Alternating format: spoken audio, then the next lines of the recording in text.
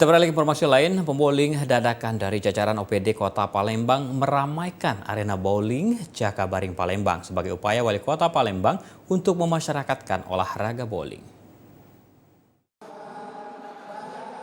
Lintasan arena bowling Jakabaring memiliki fasilitas berkelas internasional.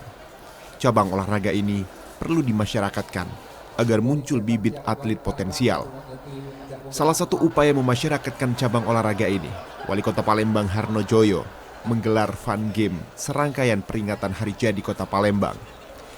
Diikuti seluruh organisasi perangkat daerah dan para camat se-Kota Palembang. Pelaksanaan fun game diawali dengan lemparan pertama bola bowling oleh Wali Kota dan Sekda Ratu Dewa. Kita senang sekali pada hari ini para OPD Kota Palembang ikut bermain bowling di sini.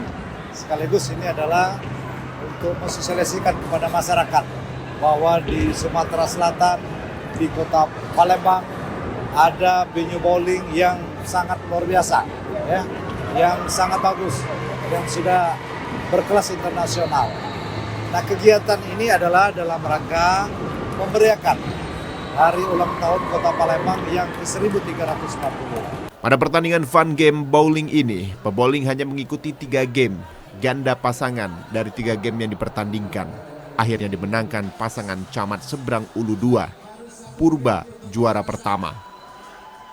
Pasangan Kadinkes Dr. Fenty meraih juara kedua dan pasangan Kepala Bapenda menduduki peringkat ketiga. Jadi kegiatan ini lomba bowling fun game ya untuk seluruh kepala OPD dalam rangka memperingati HUT Kota Palembang yang ke-1340 yang diadakan oleh Dharma Wanita Persatuan Kota Palembang.